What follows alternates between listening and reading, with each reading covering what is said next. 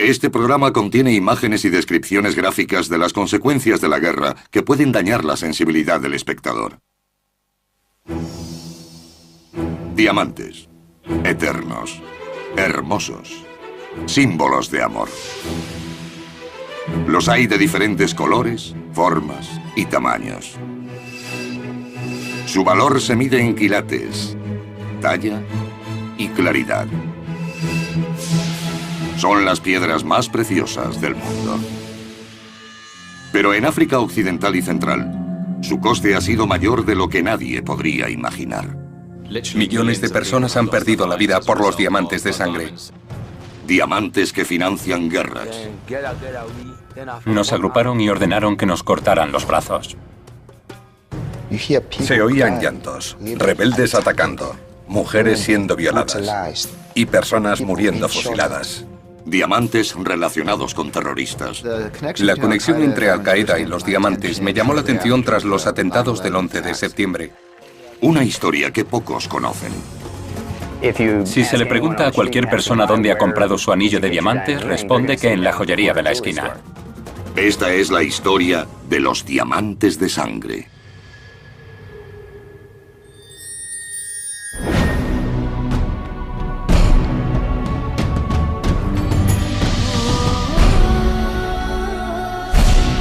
Diamantes de sangre.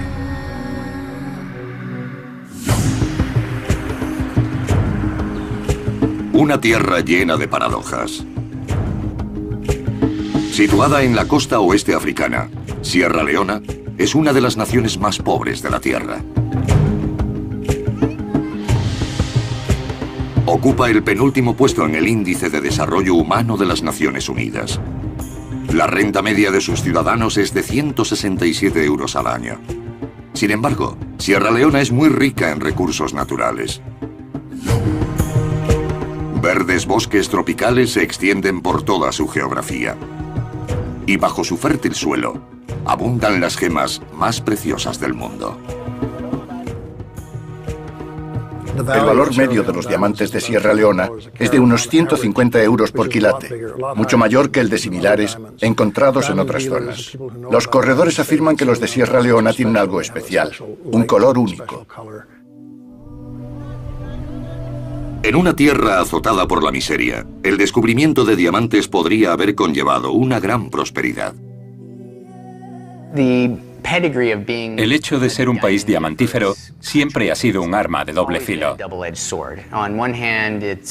Por un lado es una bendición, ya que contiene la promesa de grandes riquezas para la gente del país, pero por otro lado también invita al desorden. Sierra Leona es un claro ejemplo de ese caos.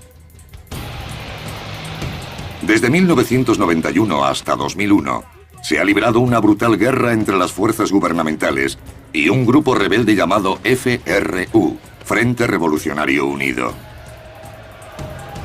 Una guerra financiada en parte con estas gemas. Sostenían que luchaban por la democracia, pero combatían contra civiles y utilizaban diamantes para financiar la guerra, para comprar armas. Se calcula que unas 75.000 personas murieron asesinadas. A menudo de forma cruel. Y 2 millones, casi la mitad de la población, fueron desplazados de sus hogares. Ha sido la forma de guerra rebelde más despiadada de la historia moderna. Actualmente, los restos del violento conflicto abundan en los pueblos rurales y en las atestadas ciudades. El trauma de la furia de este conflicto sigue siendo visible en los rostros de aquellos que sufren heridas, tanto físicas como emocionales. La guerra de Sierra Leona infligió un gran daño a la infraestructura vital, a la vida de la gente. No hay casi nadie que no tenga una historia atroz que contar.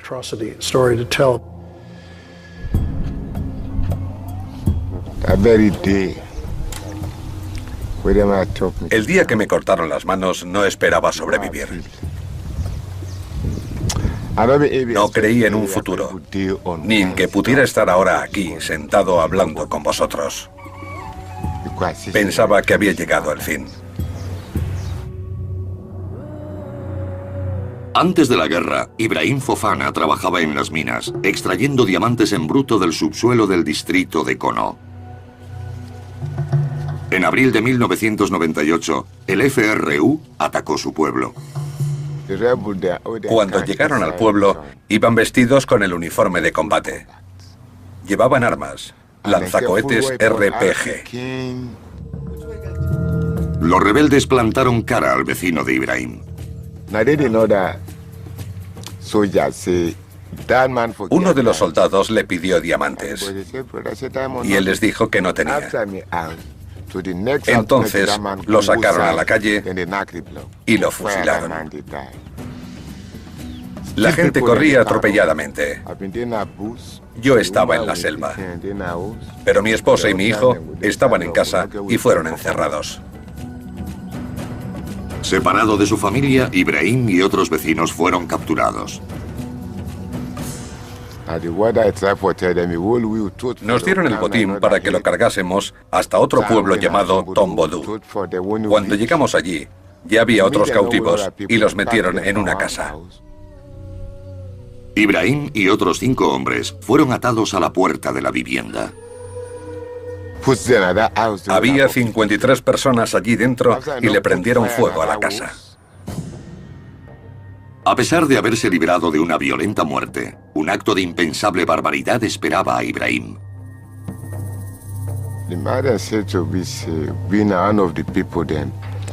Nos habían amenazado para que votásemos a Tejan Kaba y gracias a eso ganó las elecciones. Nos dijeron que al cortarnos las manos perderíamos la capacidad de participar activamente en la política y que así no podríamos elegir a otro para el gobierno. Grité y chillé. Los rebeldes se reían de mí. Me ordenaron que estirara los brazos y yo me negué. Me golpearon por todo el cuerpo con sus armas y me debilitaron. Colocaron esta mano en el mortero y la cortaron. Luego pusieron la otra. Y la cortaron también. Abandonado a la muerte, Ibrahim se arrastró hasta un lugar seguro. Más tarde, supo del destino de su familia. Prendieron fuego a nuestra casa, con mi mujer y mi hijo dentro. ¿Qué podía hacer yo? En ese momento estaba preso, y ellos hacían lo que querían. Actualmente Ibrahim vive en un campo para heridos de guerra y amputados, uno de los muchos que hay por todo el país. En Sierra Leona, más de 10.000 personas han sufrido un destino similar. La amputación era la atrocidad característica del FRU. Cometieron todos los crímenes de guerra mencionados en las convenciones de Ginebra e inventaron el suyo propio, la mutilación intencionada de civiles no combatientes. La mayoría de las veces se cortaban manos y piernas, pero ninguna parte del cuerpo era inmune a las hachas y machetes del FRU.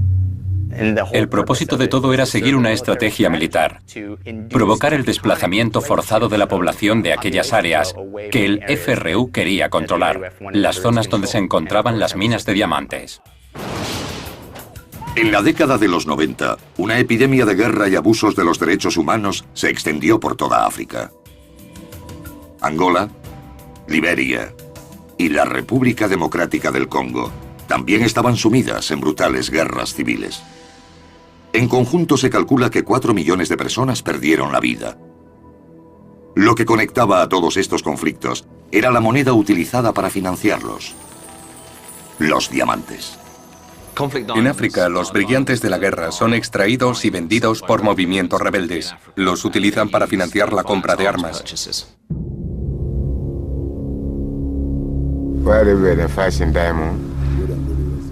Los rebeldes insistían en conseguir diamantes. Cuando se descubrieron las gemas en Kono, se dieron cuenta de que era su única fuente de apoyo exterior. Si los rebeldes se hubiesen dedicado a la agricultura, no habrían recibido apoyo exterior y la guerra habría terminado hace mucho tiempo, y no me hubiesen amputado las manos.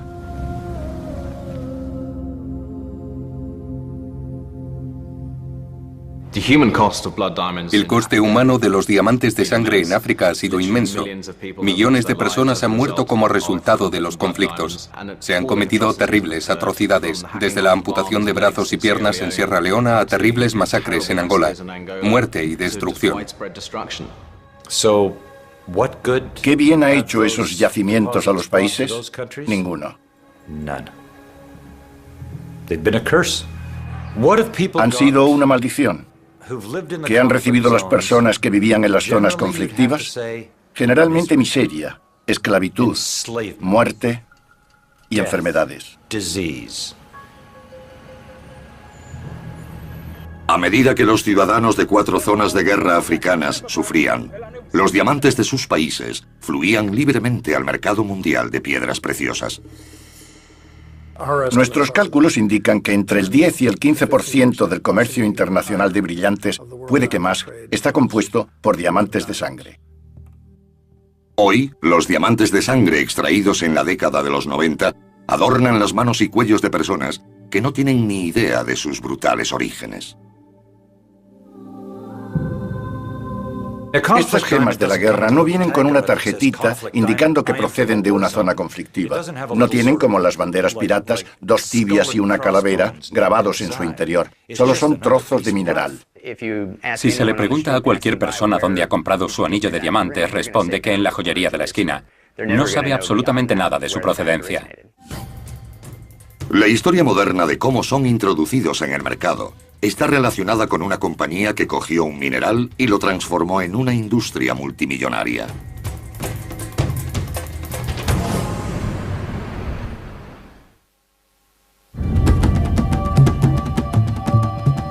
Un diamante exquisitamente tallado y pulido es una creación de elegancia y maestría.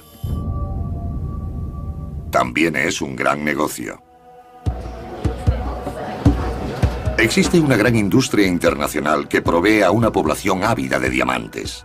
Botswana, Rusia, Sudáfrica y Canadá son algunas de las principales naciones productoras de brillantes. Pero las minas están situadas en más de 20 países y extraen 20 toneladas de piedras preciosas al año. Esto comenzó siendo una piedra en bruto de 250 quilates. Procede del Congo. Era una pieza complicada, ya que tenía un grado D de perfección. Más de 100 quilates. Actualmente puede costar más de 11 millones de euros en el mercado. Los diamantes empiezan siendo solo piedras extraídas de las minas. Los artesanos las tallan y las pulen hasta convertirlas en piedras preciosas. Trabajar con diamantes tan grandes como ese acaba con los nervios. Se trata de un juego muy arriesgado. El verdadero valor de cada gema se desconoce hasta que llega al torno del pulidor. Esta gema con la que estoy trabajando tendrá forma oval o de pera. Empezó teniendo 20 quilates y acabará teniendo 7. En ninguna otra parte, este negocio es tan rentable como en Estados Unidos, donde se vende la mitad del suministro mundial. En el mundo entero, la venta al por menor de diamantes ingresa más de 45.000 millones de euros al año. Nuestra atracción por ellos comenzó hace 2.500 años. A lo largo de la historia, estas joyas han sido propiedad exclusiva de la realeza, los aristócratas y la gente rica. El resto no podía permitírselos. Los descubrimientos eran raros y solían encontrarse en depósitos dispersos en las orillas de los ríos. La verdadera fuente de las gemas fue un secreto hasta el siglo XIX. El actual negocio de brillantes se originó en África con el gran descubrimiento de diamantes del siglo XIX. En 1869 se descubrió un diamante de 83 quilates cerca del río Orange, en Sudáfrica. Le siguió una fiebre de búsqueda sin precedentes. Los tasadores llegaban a miles. Y en 1873 se creó la ciudad minera de Kimberley, la sede del mayor descubrimiento de diamantes de la región. La importancia de la mina de Kimberley reside en que por primera vez se identificó su verdadero origen. El origen de estas piedras preciosas es una chimenea volcánica subterránea bautizada como la ciudad minera en la que se descubrió. Los diamantes se crean en el manto superior. Son transportados desde esta franja situada a 160 kilómetros de profundidad hasta la superficie en una especie de volcán llamado chimenea kimberlítica. En condiciones favorables, como son un rápido ascenso en el que se mantengan una presión y temperaturas fijas, el pequeño volcán, la chimenea kimberlítica, los lleva hasta la superficie. Kimberley marcó el primer descubrimiento de las chimeneas productoras de diamantes. De repente, la minería industrial a escala mundial se hizo factible. La mayor de estas chimeneas kimberlíticas se descubrió en las tierras de dos inocentes granjeros. Los hermanos de Beers eran granjeros. Se descubrieron diamantes en sus tierras, se formó un sindicato y las compraron. El precio pagado por la tierra de estos dos hermanos fue de 9.000 euros. No cabe duda de que en aquella época debió parecerles una suma disparatada. Probablemente incluso se marcharon de su propiedad pensando en el maravilloso trato que habían hecho. Mirando hacia atrás, podrían haber conseguido mucho más. La granja de los hermanos de Beers acabaría produciendo 14,5 millones de quilates. En sus inicios, el negocio era un conjunto desorganizado de pequeñas compañías e individuos que reclamaban la explotación de tierras ricas en diamantes. Muy pocos tuvieron la visión del empresario británico Cecil Rose. Su intención era crear un imperio en el que pudiera controlar no solo los diamantes hallados en sus tierras, sino los de todas las propiedades de los alrededores. Rhodes se dio cuenta de la amenaza de un negocio de diamantes descontrolado. Una vez que los diamantes empezaron a comercializarse a finales del siglo XIX, le quedó claro que el precio de las gemas se hundiría si todas las piedras encontradas eran llevadas al mercado. Él creía que podía restringirse mediante un monopolio mundial estrictamente controlado. Durante casi una década absorbió a sus competidores. En 1888 fundó The Beers Consolidated Mines, en honor a los hermanos en cuyas tierras se descubrieron. A sus 35 años, en 1888, controlaba el 90% de la producción mundial de diamantes. Aquel monopolio fue acusado de acaparar el mercado y controlar su suministro para mantener la demanda. Tenemos la creencia de que los diamantes son escasos, pero no es cierto. Lo que les da valor es la retención y control de los suministros. Eso evita que el mercado se sature y haya más oferta que demanda. Ese es uno de los fundamentos que estableció De Beers desde el principio. A medida que pasaban los años, creció la demanda, en parte debido a la brillante comercialización ideada por De Beers. En 1948, bajo la dirección de su presidente Ernest Oppenheimer, la compañía lanzó una de las campañas publicitarias más potentes de la historia.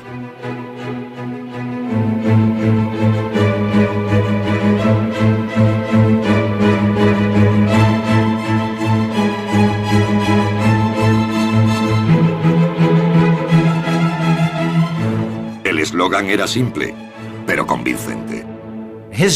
Su ingenio fue dar con una campaña publicitaria que convertía estas joyas en sinónimos del amor entre humanos y, en concreto, parte del rito del compromiso y del matrimonio.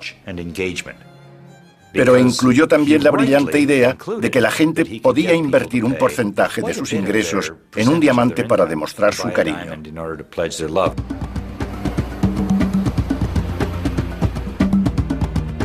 De Beers dirigía su monopolio mediante una organización central de ventas, la renombrada Diamond Trading Company. Su central de Londres se convirtió en el destino final de todos los diamantes que extraía o adquiría en el mercado. Incluso hoy, la mercancía de la empresa es clasificada, tasada, mezclada, almacenada y vendida aquí. De Beers vende sus diamantes en Londres en 10 ocasiones al año. La subasta es llamada a la vista porque es donde se pueden ver por primera vez. Hasta el día de hoy, la gente no puede creer que primero haya que entregar el dinero y luego se adquiera el producto. Supongo que eso reitera la importancia del suministro. El que tiene el artículo manda. Si se tiene el minas, se es el rey. De Beers da a las gemas un precio aproximado. Uno puede abonarlo y llevárselos o negarse a pagar, y probablemente no volver a recibir una invitación para la vista en la vida. A finales de siglo, De Beers controlaba casi el 90% de los diamantes en bruto del mundo. Pero su modelo de negocio tiene fallos. Hasta finales de la década de los 90, mantuvo la política de controlar la mayoría de los diamantes producidos en todo el mundo, y eso implicaba reducir los suministros sin importar la procedencia de las gemas ni cómo llegaron al mercado.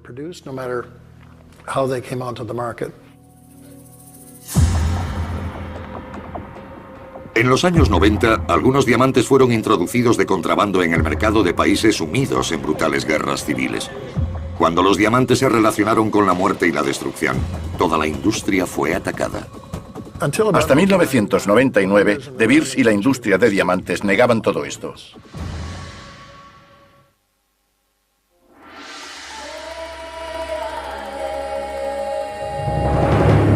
Aproximadamente el 60% de la producción en bruto del mundo procede de África.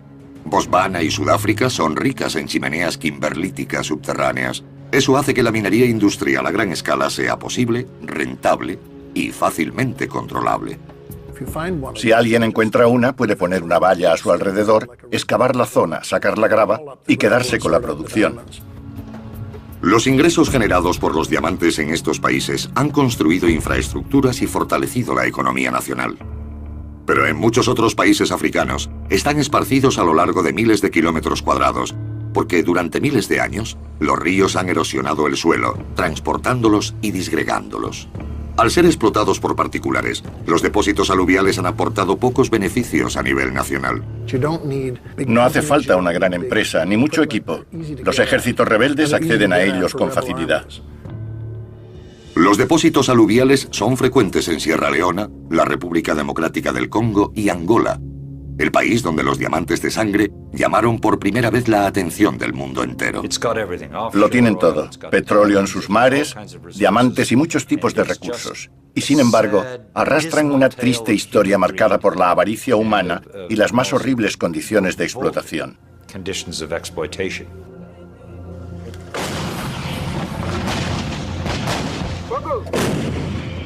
Durante más de 2 décadas, Angola sufrió una guerra civil que parecía interminable.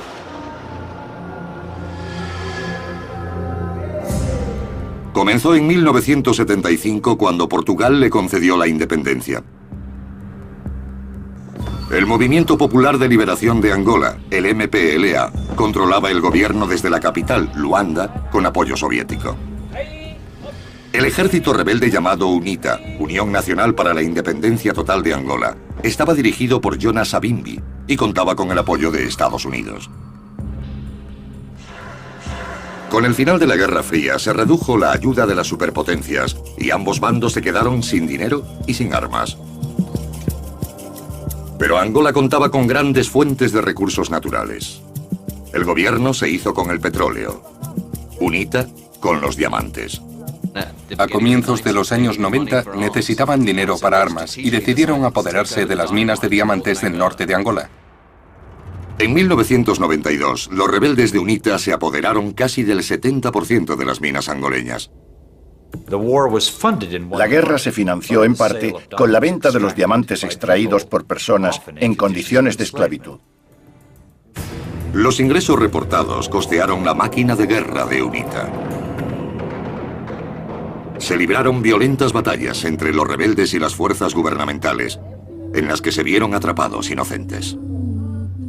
Casi 1 millón de personas murieron innecesariamente en el conflicto de Angola. La guerra desencadenó una investigación por parte de Global Witness, una pequeña organización no gubernamental con base en Londres que se dedica a estudiar las relaciones entre el abuso de los derechos humanos y la explotación medioambiental. Los diamantes angoleños son de los mejores del mundo. El 80% tienen calidad de gemas. Son los diamantes que todos quieren. Y ese es uno de los principales problemas para Angola y una bendición para UNITA. UNITA no tuvo problemas para encontrar compradores. Cuando UNITA desarrolló un sofisticado sistema de ventas, corredores de diamantes del mundo entero acudieron a ellos. Incluso se constituyeron sociedades mineras temporales. De esta forma, las piedras preciosas en bruto tuvieron entrada directa en el mercado de Amberes, y a cambio la facción recibió una cantidad de dinero estimada en 2.800 millones de euros. Ese fue el valor de los diamantes angoleños que pasaron por sus manos durante los 90. No todas las transacciones implicaban dinero. Los traficantes llevaron armas almacenadas en viejos depósitos de Bulgaria y otros países del este. Los traficantes de armas viajaban a Angola a intercambiar directamente armas por diamantes. No había movimiento de dinero. Era un simple trueque. Alguien enviaba un tanque a Angola en un avión ruso IL-76. Aterrizaba en una pequeña pista en medio de la selva por la noche para no ser detectado por un satélite, y un tipo acudía con una bolsa de diamantes en representación de Jonas Savimbi. Un tasador revisaba la mercancía, decidía su valor y entregaban el tanque. El AK-47 era el más utilizado en Angola y también en muchas otras zonas de conflicto africanas. Llegó incluso a haber una época en la que UNITA contaba con aviones MiG, todo financiado en gran parte con diamantes. A pesar del acuerdo de paz de 1994 mediado por la ONU, que prometió un gobierno de unidad nacional, las hostilidades continuaron. En 1998, el Consejo de Seguridad de la ONU impuso una serie de sanciones y prohibió la exportación y el comercio de diamantes angoleños no certificados por su gobierno. Fue un fracaso total. Ni siquiera se hizo el intento de implementarlo. Incluso el gobierno de Angola, en guerra con UNITA, aceptaba diamantes de zonas controladas por los rebeldes para exportarlos como propios. A finales de 1998, Global Witness publicó sus descubrimientos sobre los diamantes de la guerra en un artículo titulado Aruac Trade.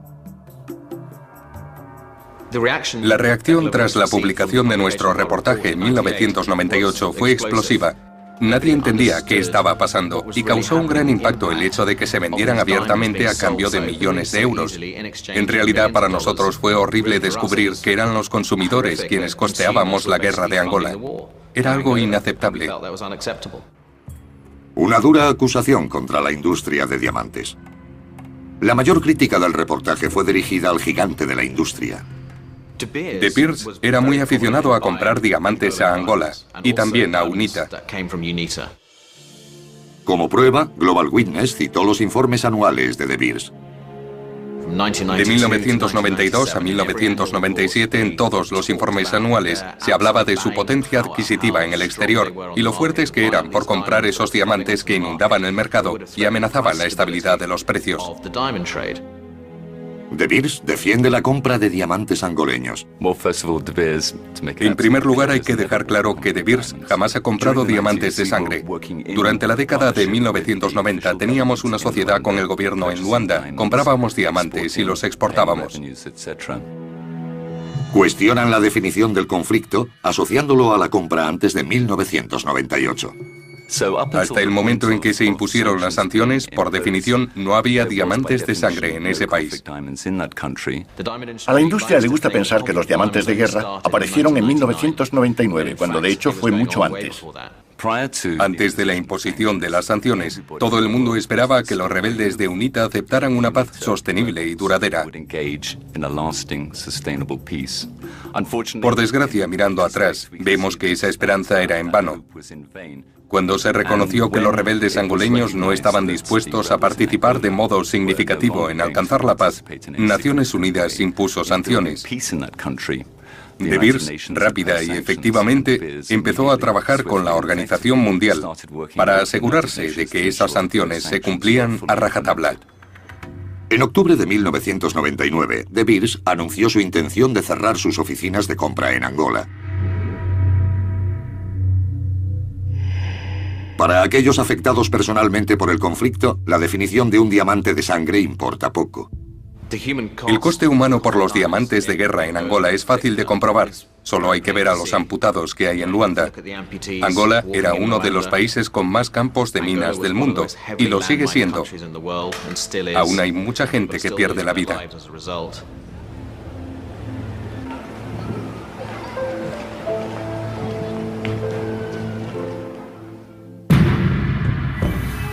Saber que los diamantes financiaban la muerte y la mutilación en Angola no sirvió para detener la carnicería. Y cuando otra nación africana se sumió en el caos, de nuevo se relacionaron los diamantes con una tragedia humana de proporciones históricas. Llegaban a las ciudades, sacaban a la gente a rastras de sus casas y los masacraban.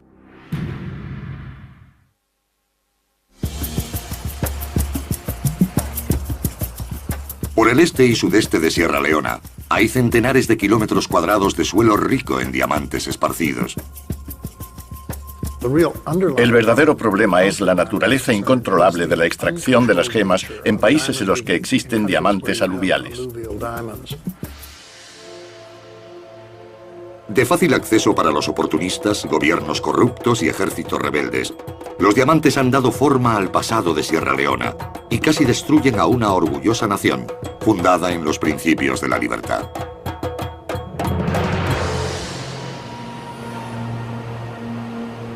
En 1462, un explorador portugués llegó a una hermosa playa de la costa occidental africana, coronada por altas colinas. Le recordó a un león agazapado y por ese motivo le dio el nombre de Sierra Leoa. Con el paso del tiempo, el nombre ha cambiado hasta la actual Sierra Leona. Sierra Leona jugó un papel muy importante en el auge del mercado de esclavos del siglo XVIII. Fue de aquí desde donde partieron los famosos cautivos de la goleta Amistad. Por otro lado, el país también atrajo la atención de los abolicionistas británicos. Estos ayudaban a traer a los esclavos liberados de Estados Unidos, Gran Bretaña y Canadá de vuelta a Sierra Leona. Los esclavos liberados eran alojados en una ciudad costera llamada Brabonsea of Freedom, posteriormente rebautizada como Freetown, capital de Sierra Leona. Muchos esclavos eran traídos aquí y se integraban en la población local, por lo que era un lugar lleno de vida. Con el tiempo la gente se entremezcló y formaron una nueva cultura en África conocida como criolla. Como colonia británica, Freetown se convirtió en el centro de la educación y las ideas progresistas. El resto del país permaneció subdesarrollado hasta 1930, cuando se descubrieron los diamantes. Desde entonces han jugado un papel relevante y primordial en nuestra economía. Una única compañía, la Sierra Leone Selection Trust, o SLST, adquirió el derecho exclusivo a la minería. Pronto se formó una red de mineros y traficantes. Los diamantes de contrabando eran transportados en secreto hasta Liberia y Guinea. Monrovia, en Liberia, florecía a medida que los compradores de empresas europeas se daban cuenta de la abundancia de diamantes baratos disponibles en la ciudad. A comienzos de los 50 se descubrieron nuevos depósitos. En 1955 hubo una gran fiebre. Todos bajaban a las minas con la intención de ganar dinero rápido. El monopolio de la SLST estaba amenazado. Viví allí en los 60. La Sierra Leona Selection Trust tenía un ejército de 500 hombres, 2 helicópteros y camiones, con el objetivo de capturar mineros ilegales. A pesar del contrabando, Sierra Leona exportaba oficialmente 2 millones de quilates de diamantes al año. Unos ingresos esenciales desde que Gran Bretaña pusiera fin a su gobierno colonial. Cuando Sierra Leona consiguió su independencia en 1961, las perspectivas eran bastante buenas. Tenía buenas infraestructuras, una red de ferrocarriles y autopistas, colegios y una universidad, pero muchas instituciones eran demasiado frágiles.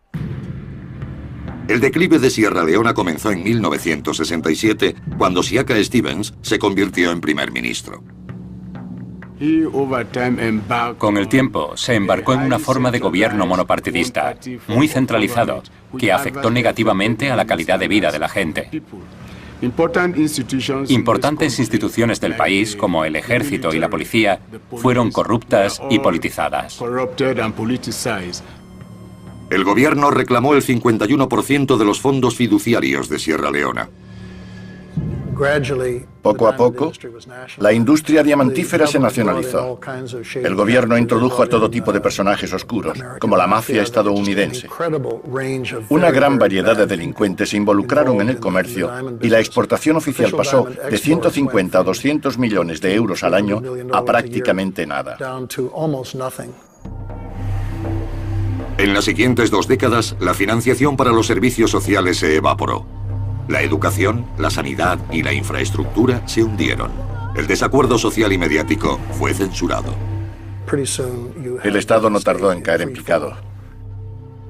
Muchos jóvenes universitarios fueron radicalizados en esa época y esa experiencia los llevó a crear una especie de oposición que continuó hasta los inicios del movimiento rebelde en la década de los 90. Uno de los líderes rebeldes era el antiguo cabo del ejército Foday Sankoh. Conocí muy bien a Foday Sankoh. Era como un camaleón en el sentido de que adoptaba cualquier color. Se mostraba como le convenía. A veces parecía agradable, sencillo y tierno. Pero Sankoh tenía una característica muy difícil de aceptar. No mantenía su palabra.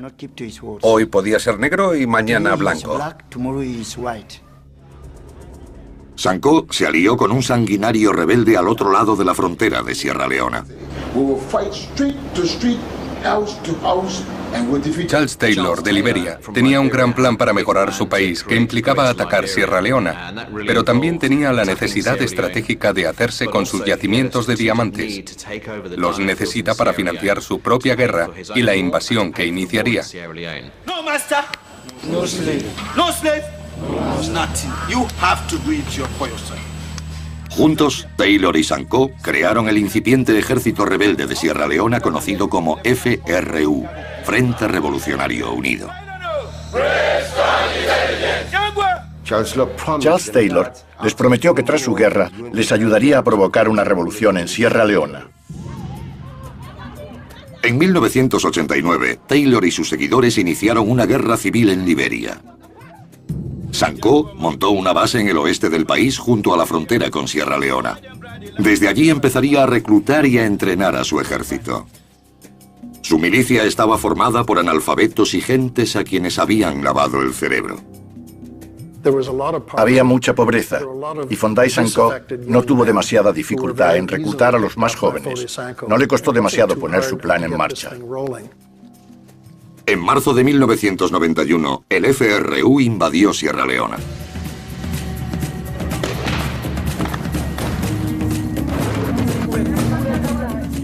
Muchos creían que la causa del FRU era justa, una queja contra el gobierno. El supuesto ejecutivo legítimo de Sierra Leona derrochaba los ingresos aportados por los diamantes, robaban lo que debía destinarse al desarrollo, ya no se invertía en colegios ni hospitales, y la infraestructura del país se venía abajo. Solo un año después de la invasión del FRU, una junta militar dio un golpe de estado con éxito. Sería uno de los 3 gobiernos que combatirían el FRU en el transcurso de la guerra. Pero para Sankoh, poco importaba quién se sentara en el palacio presidencial. Era un hombre hambriento de poder que quería gobernar su país, Sierra Leona, a toda costa. El FRU arrasó sin encontrar resistencia los lucrativos distritos de diamantes al este del país. El ejército rebelde masacró a quien encontró en su camino.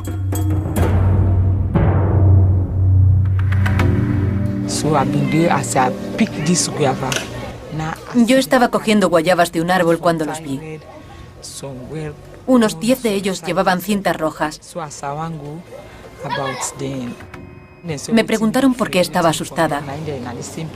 Me atacaron y me violaron. Los soldados del FRU se daban a sí mismos truculentos apodos como Señor de la Sangre, Infame con las Mujeres y El Asesino. Rodearon el pueblo y capturaron a 55 de nosotros. Nos agruparon y llamaron a un chico conocido como El Asesino. Decidieron sacrificar a alguien, así que trajeron a una mujer de etnia limba y la mataron.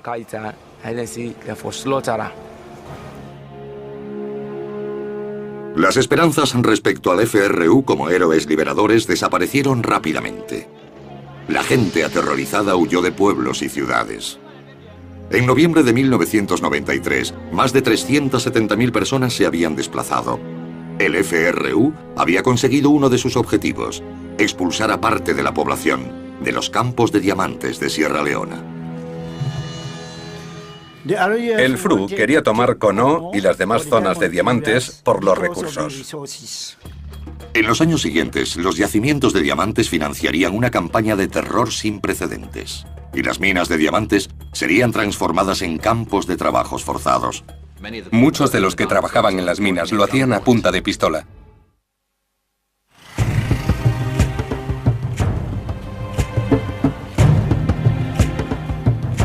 Antes de que comenzara la guerra rebelde, Usman Kanté era un adolescente típico de Sierra Leona. Al cumplir los 17 años, fue secuestrado de su ciudad natal, Magburaka, durante un asalto del FRU.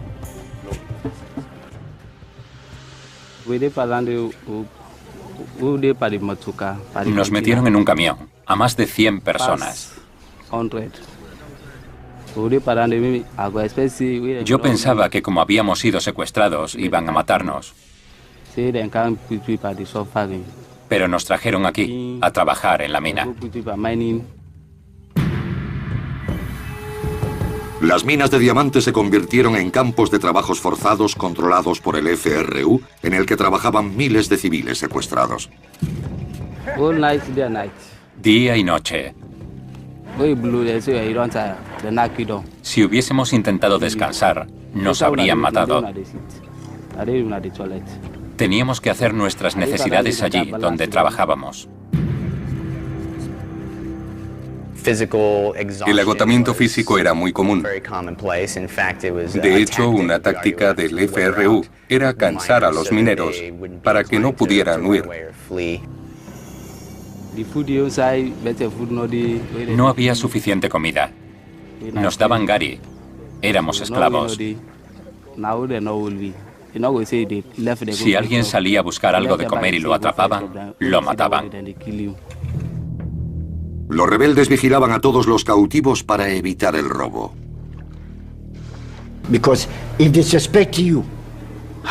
Si sospechaban que alguien tenía un diamante, más valía que al preguntarle lo enseñara inmediatamente. Si no, era asesinado.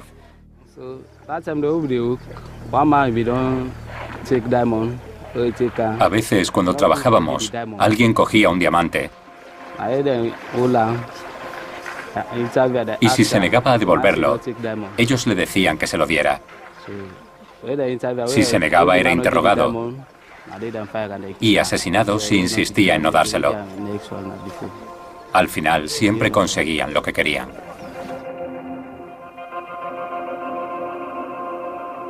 Con el sudor de los esclavos mineros como Usman, los diamantes eran extraídos de las minas y sacados del país a través de rutas de contrabando establecidas muchos años antes.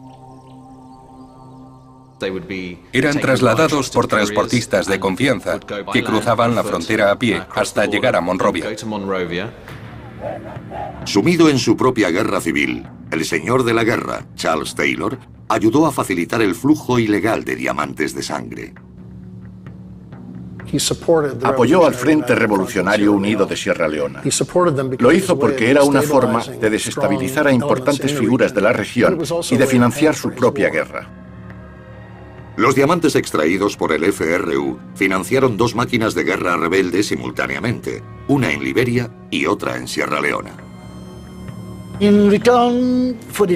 A cambio de los diamantes, recibían armas y munición. Fusiles AK-47, ametralladoras y lanzacohetes RPG. Fusiles de cañón largo, lanzagranadas, misiles tierra-aire, helicópteros. Normalmente la munición se entregaba por millones de unidades. El control del FRU de los diamantes de Sierra Leona servía a otro propósito estratégico.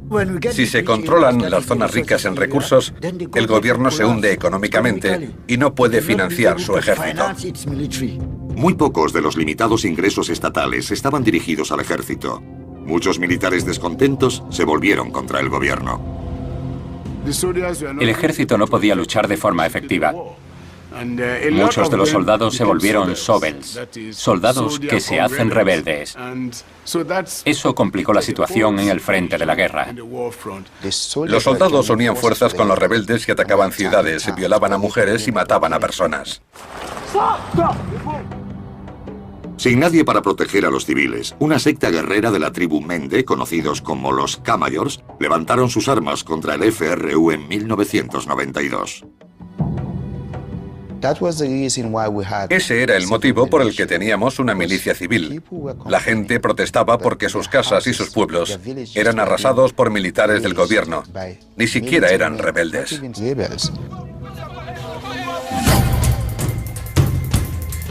Mientras reinaba la anarquía, los niños se convirtieron en el elemento emblemático de la tragedia humana de la guerra. Muchos fueron asesinados. Otros niños los asesinaban. Creo que el número de niños soldados aproximado era de unos 20.000, muy elevado. Las edades comprendidas eran de entre 7 y 12 años. Eran muy jóvenes y la mayoría muy agresivos.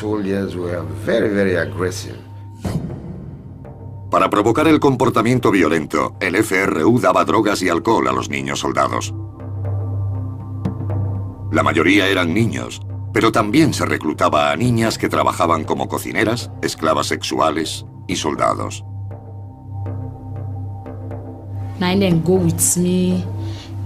Me raptaron y abusaron de mí.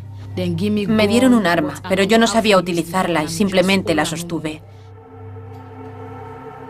Lovett Freeman tenía 14 años cuando fue raptada.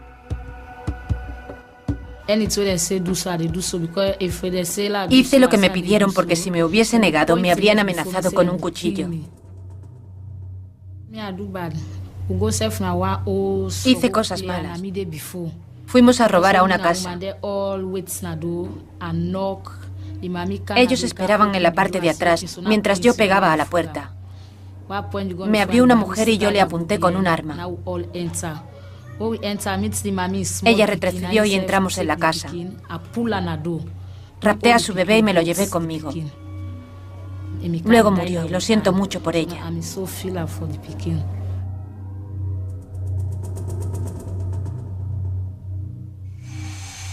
Los niños solían ser utilizados para aterrorizar a sus propias familias. Solían raptar a niños y niñas para obligarlos a matar a su propia gente.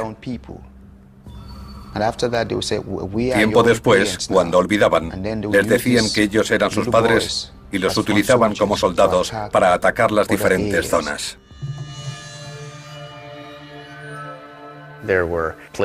Había una gran cantidad de niños soldados que no conocían más figuras parentales que los comandantes de sus unidades. A finales de 1994, gran parte de Sierra Leona se había sumido en el caos. Incapaz de acabar con el FRU, el ineficaz gobierno del país contrató a una empresa de mercenarios sudafricana llamada Executive Outcomes para que reinstaurara el orden. Como pago, se les prometieron diamantes. Executive Outcomes contaba con una efectiva fuerza aérea que utilizaron en su favor sobre las áreas de diamantes. Su principal objetivo era limpiar esas zonas de rebeldes, porque su paga dependía de ello. Executive Outcomes logró rápidamente lo que nadie había podido hacer en Sierra Leona. En tan solo un mes, expulsaron al FRU de casi toda la zona occidental, rica en diamantes. La paz resultante, aunque poco fiable, permitió la celebración de unas elecciones en 1996. El FRU se negó a participar. El exmiembro de las Naciones Unidas, Amak Tejan Kaba, fue elegido presidente. Amak Tejan Kaba hizo su campaña de una forma muy sencilla. Prometió intentar acabar con la guerra y devolver la normalidad a su país.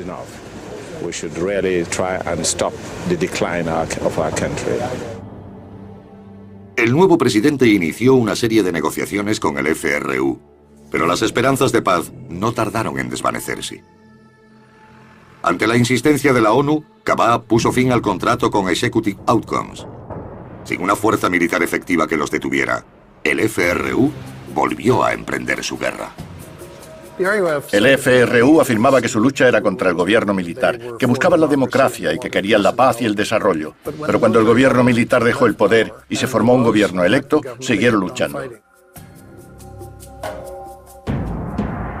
El FRU decidió castigar a todos aquellos que habían votado y les hizo pagar un espeluznante precio.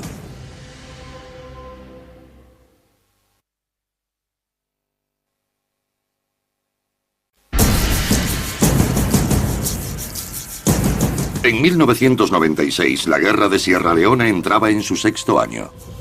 Los diamantes ilegales habían ayudado a mantener un conflicto que, de otro modo, habría terminado rápidamente. Se calcula que el FRU, durante el periodo en el que controlaron los campos de diamantes de Sierra Leona, ganó entre unos 38 y 95 millones de euros al año. Con los rebeldes bien armados y financiados, los restantes años de la guerra estarían marcados por la brutalidad del FRU, que desafiaba toda comprensión. En respuesta a la elección del presidente Tejan Kaba en 1996, la amputación se convirtió en la táctica rebelde de intimidación y venganza.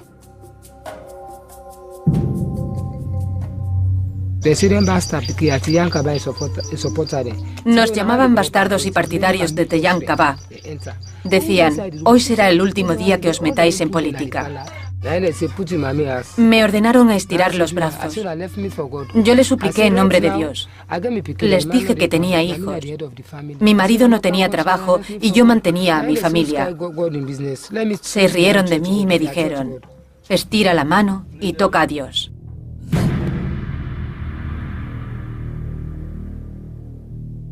A menudo preguntaban a la gente si prefería llevar las mangas largas o cortas, que era el código para cortar los brazos por la muñeca o por el codo. En 1997, Kumba Mbendi, su esposo y su hijo, huyeron cuando el FRU atacó su pueblo cerca de Kono. Huimos a Tombodú. Cuando llegamos, aún nos perseguían y nos ocultamos en los bosques. En aquella época, yo estaba embarazada de 4 meses. El FRU capturó a la familia. El marido de Kumba fue arrastrado a la selva. 3 rebeldes atacaron a Kumba. Les supliqué, pero empezaron a desnudarme. Estaba desnuda y me caí. Seguí suplicándoles y diciéndoles que estaba embarazada, pero me respondieron que les daba igual. Entraron en una granja, cogieron un palo y me lo metieron. Empecé a sangrar. Tenían la intención de abrirme el vientre y sacarme el bebé. El marido de Kumba salió de la selva.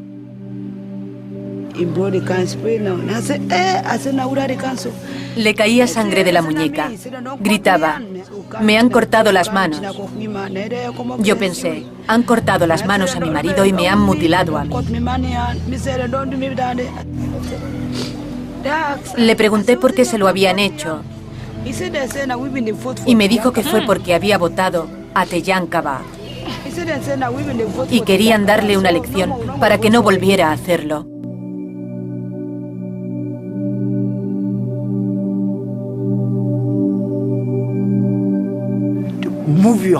Quitar las manos de la guerra, apartar tus manos de la guerra. Ese era el significado de cortarlas.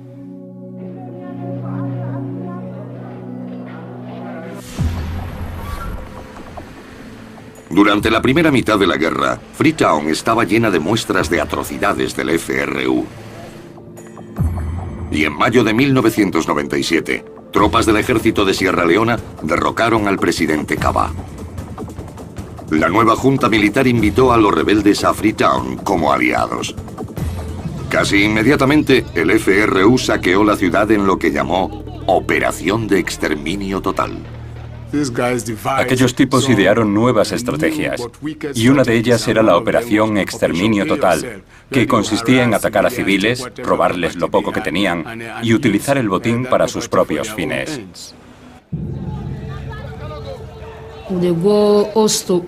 Íbamos de casa en casa, robando. Nos llevábamos todas las pertenencias.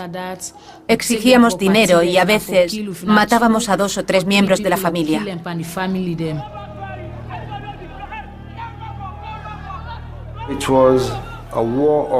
Era una guerra basada en el robo y en el apropiamiento ilegal de bienes ajenos. Pero después de casi 3 décadas de gobierno militar, los ciudadanos de Freetown tomaron las calles en señal de protesta.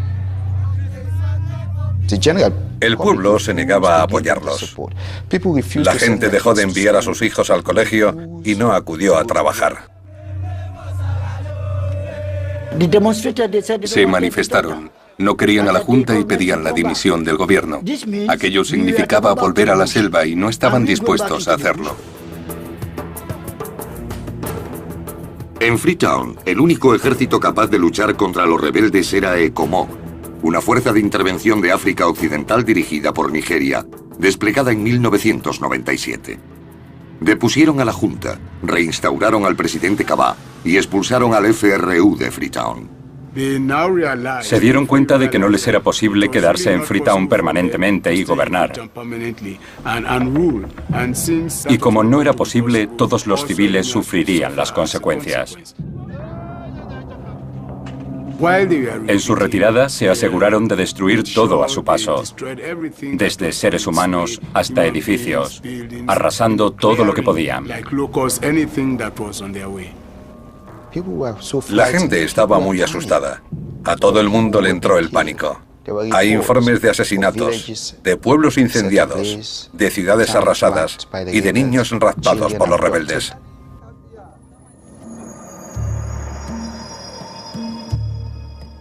El FRU se retiró al este donde, a finales de 1998, volvieron a apoderarse de las minas de diamantes. Rearmados, los rebeldes marcharon sobre Freetown en enero de 1999. Esta vez fue algo más que una campaña asesina. Fue la experiencia más brutal que he presenciado en mi vida. La gente era sacada de sus casas. Yo tuve que esconderme. Se oían llantos, a personas siendo fusiladas, a los rebeldes atacando, a las mujeres siendo violadas delante de sus maridos y sus hijos frente a sus familiares.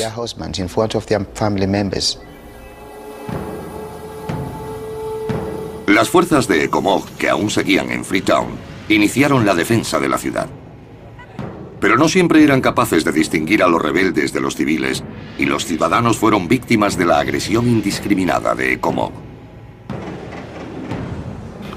Freetown era un infierno, hablando claro. En todo el país reinaba la anarquía y la inestabilidad. La masacre de Freetown duró 2 semanas, hasta que ECOMOG volvió a expulsar al FRU de la capital.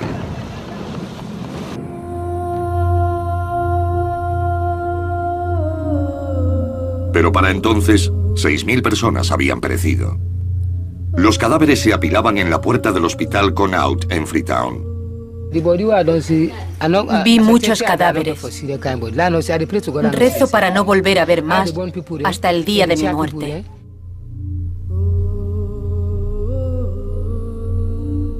La que fuera una ciudad llena de vida, ahora estaba en ruinas.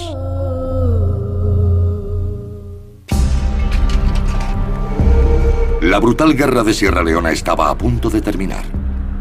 Y la impactante relación entre la muerte y los diamantes saldría a la luz.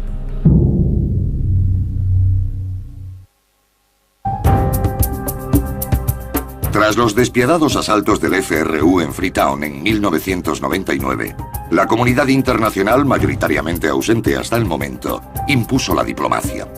Con Estados Unidos y la ONU como mediadores, las partes enfrentadas se reunieron en Lomé, Togo, en julio de 1999 y firmaron un acuerdo de paz.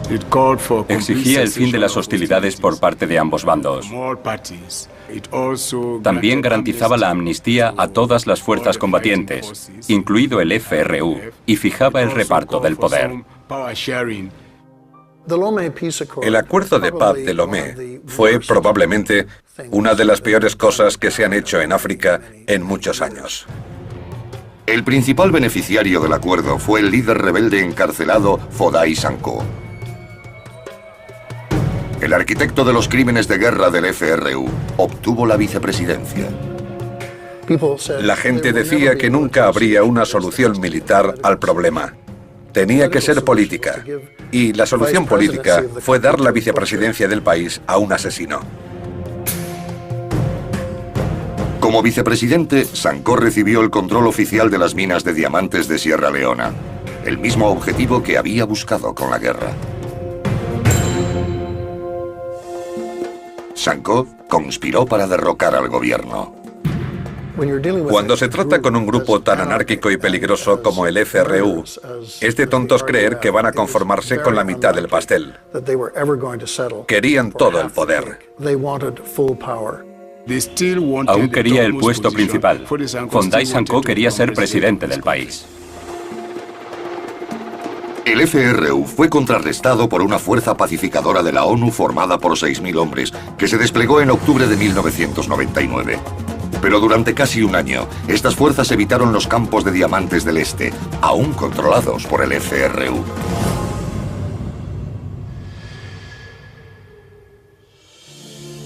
Al otro lado del mundo, una ONG canadiense llamada Partnership Africa-Canadá trabajaba en proyectos de paz para Sierra Leona. Uno de los sierraleoneses del grupo dijo: esto es todo por los diamantes, y hasta que alguien no haga algo al respecto, no va a terminar. Empezamos a investigar y descubrimos que era cierto. Esa era la causa. En enero de 2000, Partnership Africa-Canadá publicó un informe contundente que revelaba cómo los diamantes financiaban la brutal guerra del FRU y las atrocidades contra los derechos humanos. Uno de los implicados era Charles Taylor, elegido presidente de Liberia en 1997. Encontramos pruebas muy claras de que muchas de las gemas estaban siendo sacadas de Sierra Leona a través de Monrovia mediante Charles Taylor y sus compinches e introducidos en el mercado mundial.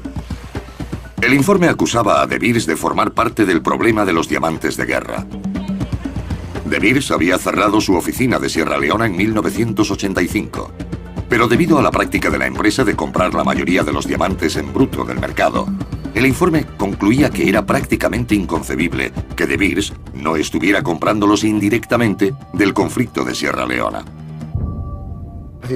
Si no se pueden comprar en el país del que son extraídos, se puede hacer en otro. Al final, todos acaban en el mismo lugar, por lo que compraban los que habían sido introducidos de contrabando desde diferentes lugares. De Beers no ha comprado ningún diamante de Sierra Leona desde 1985, pero obviamente ha habido problemas, ya que los introducen de contrabando en los mercados internacionales a través de diferentes canales. Liberia era la primera parada para la mayoría de las gemas procedentes de Sierra Leona. También era uno de los lugares favoritos para los traficantes que buscaban blanquear diamantes ilegales procedentes de otros países africanos. En 2 años, diamantes valorados en 1.500 millones de euros llegaron a Amberes supuestamente desde Liberia. Pero ninguno procedía de Liberia. Este país no es capaz de producir una cantidad equivalente a 7 millones de euros al año. Estas son las cifras oficiales registradas en Bélgica y se emitieron sin que nadie se inmutara. Nadie hacía preguntas. No había control de ningún tipo. Los diamantes ilegales solían llegar a Amberes acompañados de papeles con membretes de compañías ficticias. Llegaban a la frontera belga con una factura que indicaba que habían sido comprados en Liberia, pero podían ser de otra parte. El informe también denunciaba que las facturas eran falsificadas a menudo, indicando el último lugar de procedencia, no su país de origen. Muchos diamantes pasaban por la frontera suiza y eran declarados como helvéticos. Por supuesto, Suiza no tiene yacimientos. La publicidad negativa sobre los diamantes de guerra se extendió por todas partes y la industria tomó nota. De Beers fue el primero en actuar. De Beers empezó a reconocer que se trataba de un problema real y como líderes de la industria tenían que acometer algunos cambios en su forma de hacer negocios. Se dieron cuenta de que debían hacer algo por motivos altruistas o para proteger el buen nombre de los diamantes, se implicaron en el tema. En 2000, De Beers dejó de comprarlos en el mercado internacional. Probablemente De Beers eran más conscientes del problema que otras empresas y declararon que solo comprarían los de la mina que controlasen o de las que fuesen accionistas para saber exactamente su procedencia. La terrible tragedia que estaba teniendo lugar en Sierra Leona impactó al mundo y a la industria. Rápidamente quisimos formar parte de la solución para poner fin a todo eso. Los diamantes no deberían tener nada que ver con ese tipo de actividades. La industria, que apenas había cambiado en el curso de un siglo, inició un giro radical. La conciencia sobre los diamantes de guerra fue probablemente el mayor cambio de la industria casi desde el principio. Al mismo tiempo, a medida que Partner África-Canadá sacaba a la luz la relación entre los diamantes y el conflicto de Sierra Leona, la inestable paz del país se vino abajo. Durante los primeros meses hubo una paz relativa, pero los rebeldes no tardaron en asaltar zonas importantes y atacar a la gente. Pero esta vez, el FRU sería derrotado. En mayo de 2000, un pequeño ejército británico de intervención, fuertemente armado, desembarcó en Sierra Leona. Naciones Unidas incrementó el número de su fuerza hasta más de 17.000 soldados. Juntos, acabaron con los últimos bastiones del FRU, que perdió el poder. Su líder, Foday Sankoh, fue detenido.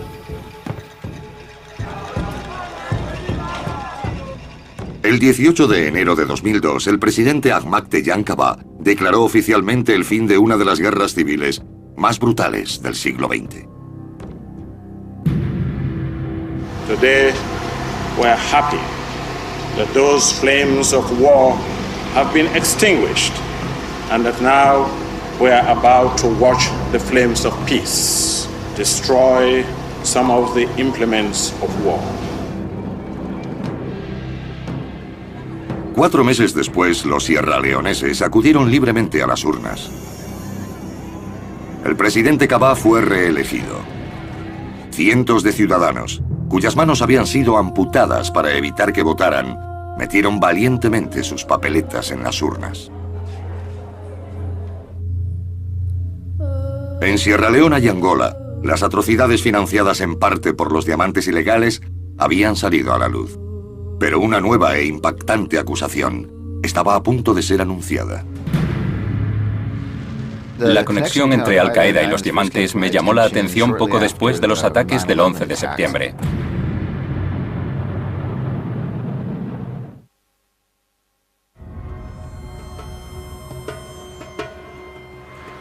La mañana del 2 de noviembre de 2001, los lectores del Washington Post se despertaron con un titular que relacionaba el comercio ilegal de diamantes con la organización terrorista más famosa del mundo. Había pruebas de la presencia de agentes de Al-Qaeda en Liberia y Sierra Leona de que estaban comprando diamantes a finales de los años 90.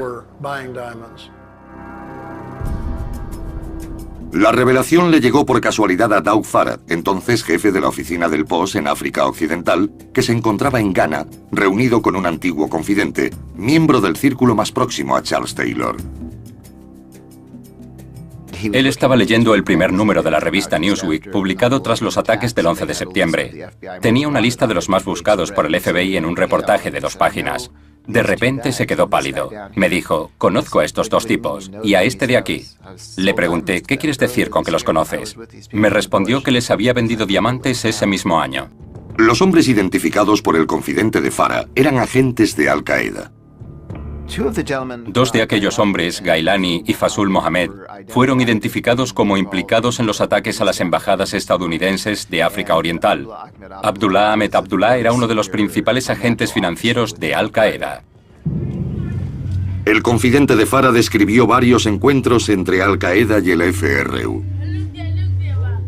Habían mantenido reuniones en junio y julio de 2001 en Monrovia para negociar un acuerdo de monopolio y comprar toda la producción de diamantes del FRU de ese mismo año.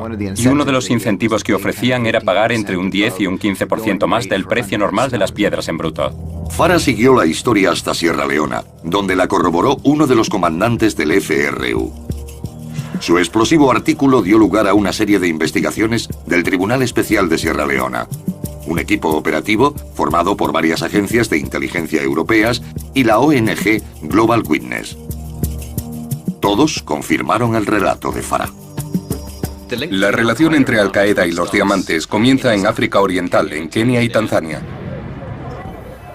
Tras los ataques de Al-Qaeda a sus embajadas de Kenia y Tanzania en 1998, Estados Unidos congeló los activos del grupo terrorista. Las agencias de inteligencia creen que Osama Bin Laden necesitaba una estructura financiera diferente para el siguiente ataque. Y nada les venía mejor que los diamantes. Eran manejables y se vendían fácilmente, sin que nadie pudiese averiguar su procedencia una vez que habían dejado su lugar de origen. Elementos de la célula de Al-Qaeda en África Oriental se trasladaron al oeste, a Liberia, y participaron en la compra de diamantes por valor de millones de euros. Llegaron un par de personas en 1998. Luego instalaron a 2 hombres permanentemente en diciembre de 2000. Incluso alquilaron una casa en febrero de 2001.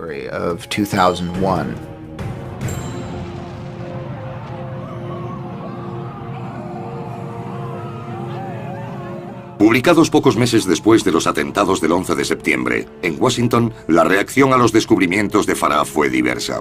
La CIA y el FBI se negaban a creerlo. Los miembros del Congreso siguen exigiendo al FBI y a la CIA que investiguen la historia. El FBI fue enviado en 2 ocasiones a África Oriental para estudiar la relación entre los diamantes y el terrorismo. Aquello creó cierto grado de hostilidad en las 2 agencias, ya que el Congreso les ordenó que invirtieran fondos en algo que no consideraban importante. El FBI y la CIA entregaron informes clasificados de sus investigaciones sobre la supuesta relación entre Al-Qaeda y los diamantes a la Comisión de Investigación del 11 de septiembre. Su informe oficial contradice la versión del Washington Post. Dice: no hemos encontrado pruebas concluyentes de que Al-Qaeda financie sus actividades comerciando con diamantes africanos de guerra.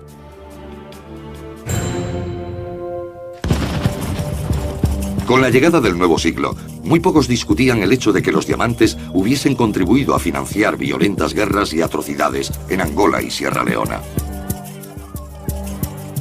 A la industria del diamante le preocupaba que las 2 ONGs que habían denunciado el problema, Global Witness y Partnership África-Canadá, pudieran iniciar un boicot contra la compra de las piedras. Eso resultaría muy perjudicial para países como Botswana, Namibia y Sudáfrica, que dependen de su producción legal de diamantes. Luego, no solo la industria estaba preocupada, también los gobiernos. La industria del diamante se unió a las ONGs y a los países productores para encontrar una solución. Tras varios años de debate, se acordó un sistema de certificaciones que se implementó en 2003.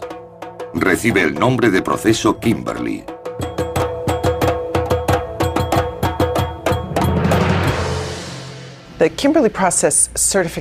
El sistema Kimberley de certificación del proceso, que es el nombre técnico, es un acuerdo patrocinado por la ONU que exige que cualquier diamante en bruto que cruce una frontera internacional lo haga en un paquete sellado y vaya acompañado de un certificado del proceso Kimberley, compulsado por el gobierno, que describa el volumen, peso y valor de la piedra.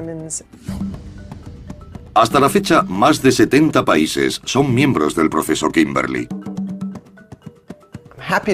Me alegro de poder decir que los principales suministradores de diamantes de guerra, Angola y Sierra Leona, son miembros del proceso Kimberley. En la Oficina Estatal del Oro y el Diamante de Sierra Leona, todos los diamantes en bruto exportados oficialmente son sometidos a un riguroso proceso de clasificación, valoración y certificación, exigido por el proceso Kimberley.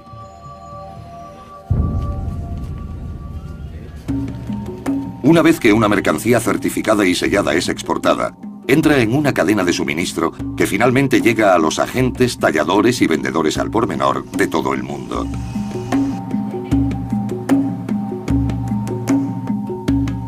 Además del proceso Kimberley, la industria acordó un sistema voluntario de autorregulación destinado a garantizar el pedigrí de las piedras enviadas a la cadena comercial. Junto con el proceso Kimberley, este debería permitir el rastreo de los diamantes desde su lugar de origen hasta el punto de venta. Es sometido a un complejo sistema, pero cuando llega a las tiendas va acompañado de una garantía.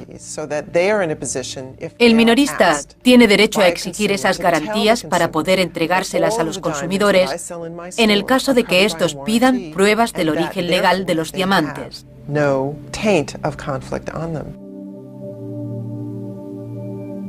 Pero, ¿funciona el sistema? Se calcula que los diamantes de guerra han quedado reducidos a menos de un 1% del comercio mundial, debido principalmente al fin de las principales guerras financiadas por estos. Y desde que fue implementado el proceso Kimberley, va en aumento la exportación de diamantes legales en antiguas zonas de conflicto. Creo que uno de los indicios de éxito del proceso Kimberley es lo sucedido en Sierra Leona. En 2002, creo que Leona exportó diamantes legales por valor de unos 20 millones de euros, mientras que en 2005 fueron 107 millones. No obstante, algunos detractores sostienen que el sistema tiene varios fallos. A los países miembros se les exige la institución de una serie de controles internos para evitar que entren en el sistema de diamantes ilegales, una tarea descomunal en áreas de minería aluvial no controlada, como las antiguas zonas de conflicto. En un país como Sierra Leona, donde existen unos 180.000 mineros artesanales, personas que extraen diamantes con una criba y una pala, la mayoría sin licencia, es muy difícil averiguar de dónde proceden los que se ofrecen para exportación. No se puede seguir el rastro hasta la mina.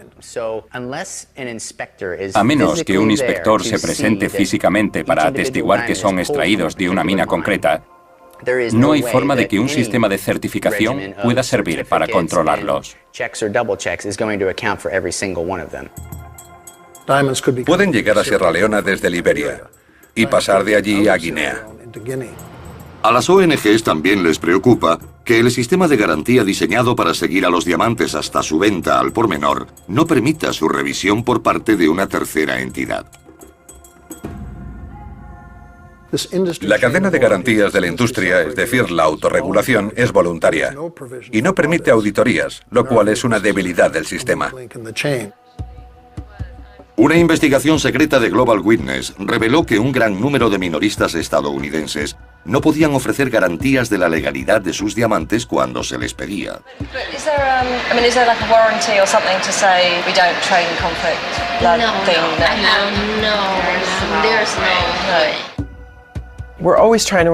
Intentamos perfeccionar el proceso Kimberley continuamente. Las ONGs, los gobiernos y la industria trabajamos conjuntamente. Aún queda por ver si el proceso Kimberley es efectivo en tiempo de guerra. Sigo convencido de que ningún sistema de certificación, sello de aprobación o imagen digital puede erradicar el problema.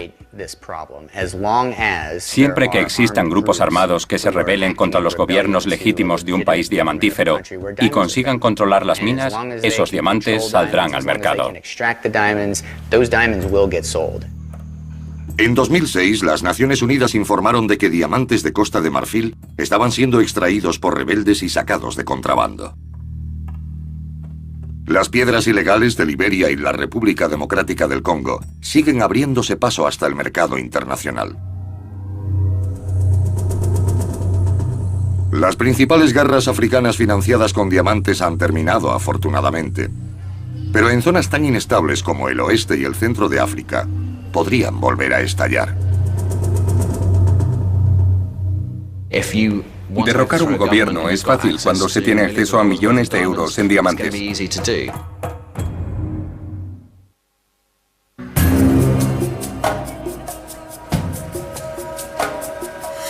En la Sierra Leona de posguerra existe una paz poco estable.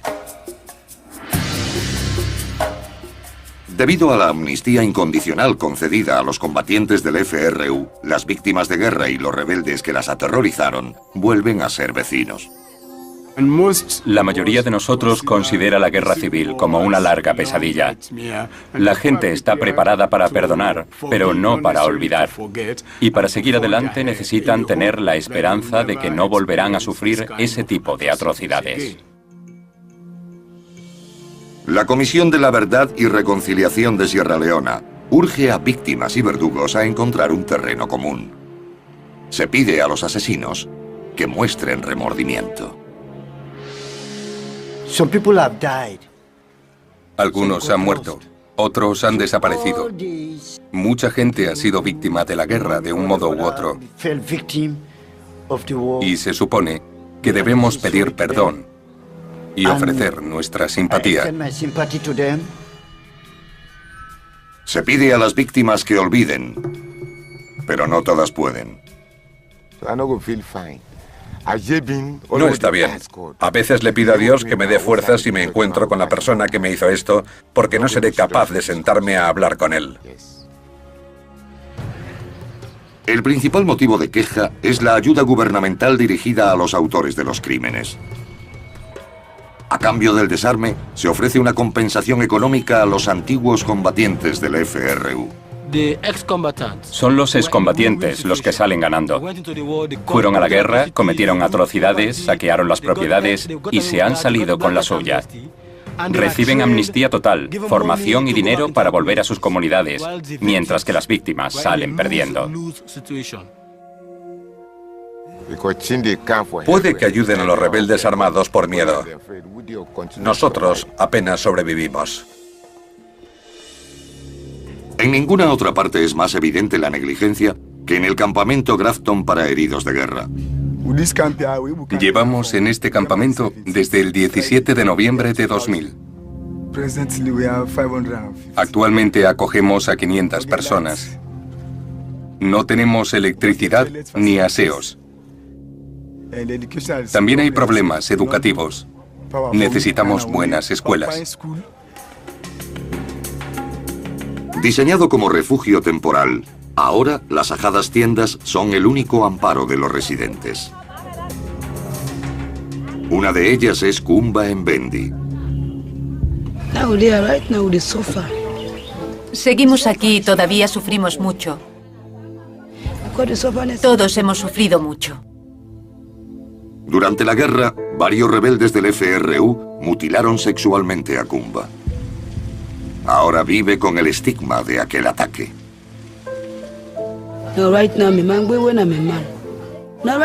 Mi marido ya no cuida de mí. Se ha ido y me ha dejado sola. Incluso los hombres con los que salgo me abandonan una vez que se acuestan conmigo. Se dan cuenta de mi condición y se marchan.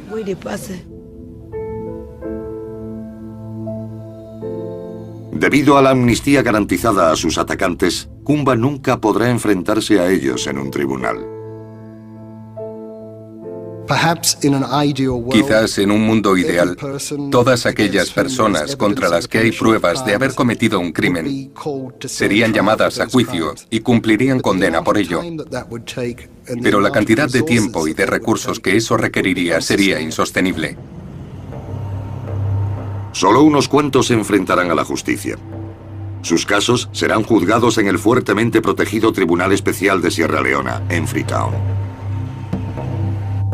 El Tribunal de Crímenes de Guerra formado por la ONU tiene la tarea de juzgar únicamente a aquellos que tienen la mayor responsabilidad de las atrocidades cometidas durante la guerra.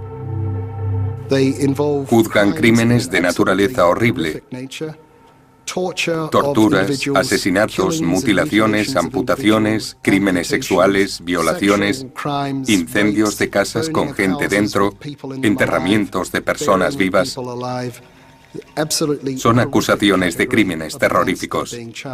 Blood diamonds are the common thread that bound together this criminal enterprise. The rule of the gun reigns supreme. En marzo de 2003, el comandante del FRU, Foday Sankoh, fue acusado de 17 crímenes contra la humanidad. Pero Sankoh nunca compareció. A finales de ese mismo año, murió en prisión. No obstante, la acusación más importante del tribunal se reservaba al hombre que ayudó a financiar la guerra y la dirigió desde la distancia. On behalf of the people of Sierra Leone and the international community, I announce the indictment of Charles Yankee Taylor for war crimes, crimes against humanity, and serious violations of international humanitarian law. Fue muy significativo que en este caso el imperio de la ley traspasara fronteras e implicara a todo tipo de personas, incluso a un antiguo jefe de Estado. Tras ser detenido en Nigeria en marzo de 2006, Taylor fue encarcelado por el Tribunal Especial de Freetown y posteriormente trasladado al Tribunal Internacional de la ciudad holandesa de La Haya. Charles Taylor sigue en espera de juicio. El Tribunal Especial de Sierra Leona ha pronunciado 13 acusaciones. Los veredictos se esperan para 2007.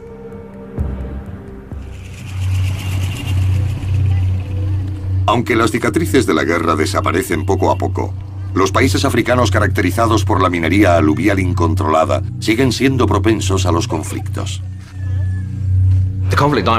El problema de los diamantes de guerra sigue presente y puede saltar en cualquier momento. África es una zona inestable. Uno de los principales problemas es que no se han atacado las raíces de estos conflictos: la corrupción, la pobreza, la falta de recursos y la falta de oportunidades para la gente. Los jóvenes empobrecidos trabajan duro en las minas. La miseria está por todas partes. Una de las cosas más extrañas de las zonas productoras de diamantes en África es que suelen ser las más pobres. En pueblos en los que llevan extrayendo diamantes 50 o 60 años, ni siquiera tienen agua corriente, cuando de la zona salen diamantes por valor de millones de euros. Es difícil de entender. La mayoría se dedica a la minería por la falta de alternativas. Durante la guerra de Sierra Leona, Usman Conte fue esclavizado por el FRU y obligado a extraer diamantes. Irónicamente, sigue haciendo lo mismo. Sin educación ni preparación, es el único trabajo al que puede dedicarse. De un modo diferente, sigue preso en las minas.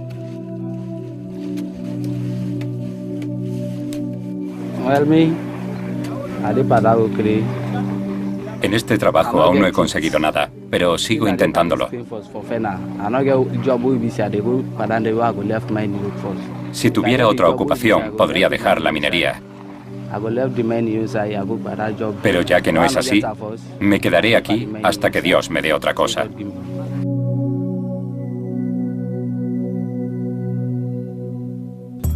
Los mineros obtienen su paga de formas muy diferentes. Algunos reciben una mínima parte de lo que extraen. Otros trabajan por comida. Hay quienes ganan un escaso salario y la mayoría trabaja por falsas esperanzas. Es como la economía de un casino.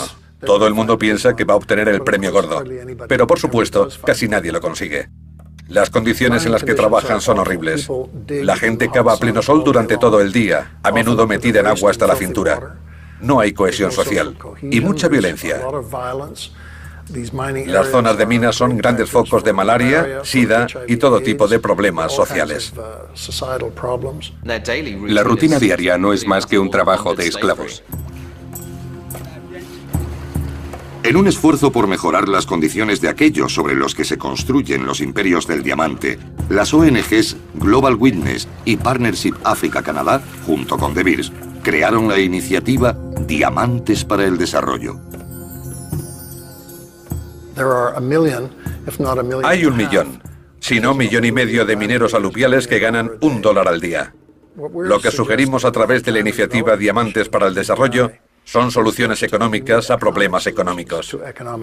Si logramos mejores sueldos para los mineros y formalizar la embrollada economía del diamante, podremos llevar paz y desarrollo a estas zonas. No habrá futuro mientras la gente que trabaje en esas zonas no obtenga beneficios.